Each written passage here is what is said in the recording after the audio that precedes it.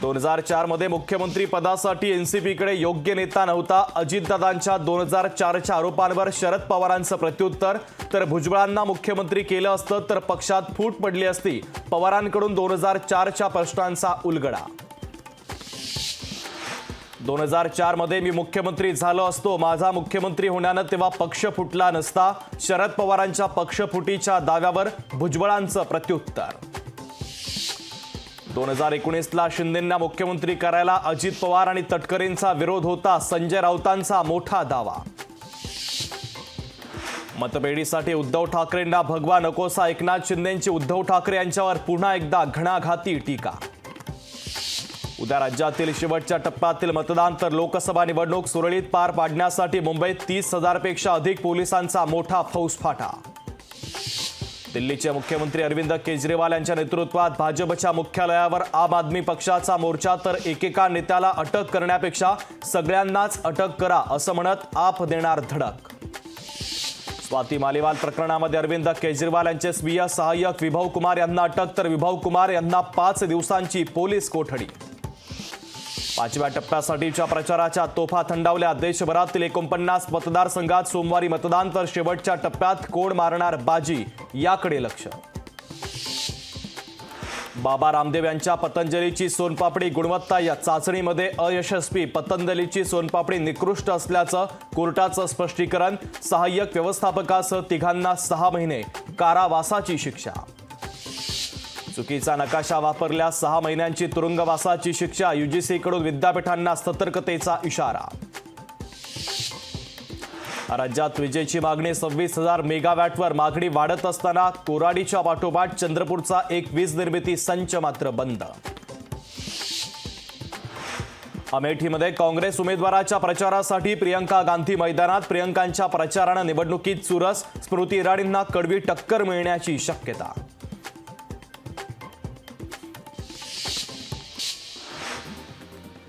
शिंदेंच्या कामाची पद्धत पैसा फेक तमाशा देख. संजय राऊतांचा मुख्यमंत्री शिंदे यांना खोचक टोला.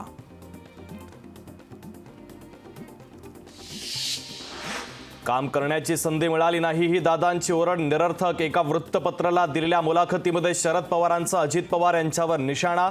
तर सुप्रिया सुळे आणि अजित पवारांमध्ये कधीही मतभेद केला नसल्याचं पवारांचं स्पष्टीकरण. सत्ता आल्यास 6 महिन्यांमध्ये पाकव्याप्त काश्मीर ताब्यात घेऊ. पालघर लोकसभा मतदारसंघात यूपीचे मुख्यमंत्री योगी आदित्यनाथ यांचा दावा. तर ही निवडणूक रामभक्त विरुद्ध राष्ट्रद्रोही असल्याचं योगींचं विधान.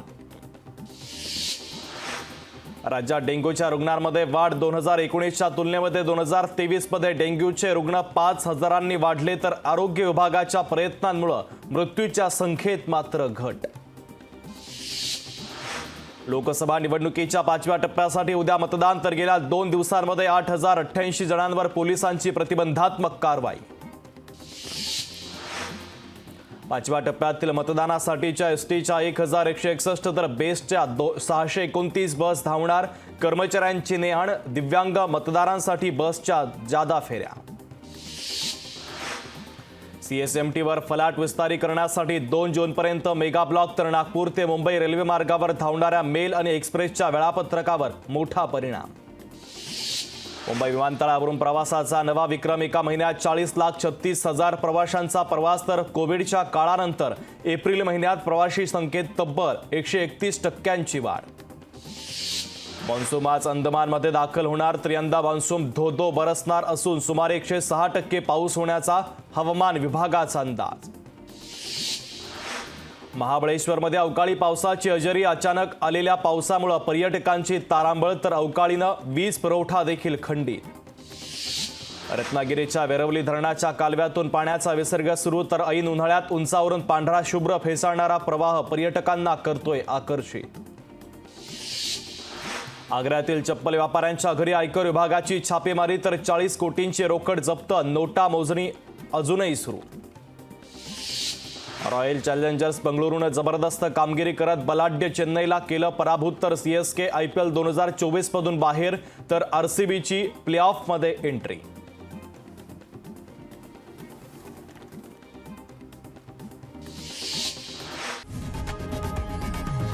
लोकशाही मराठी ऐका, पहा, जागरूक रहा.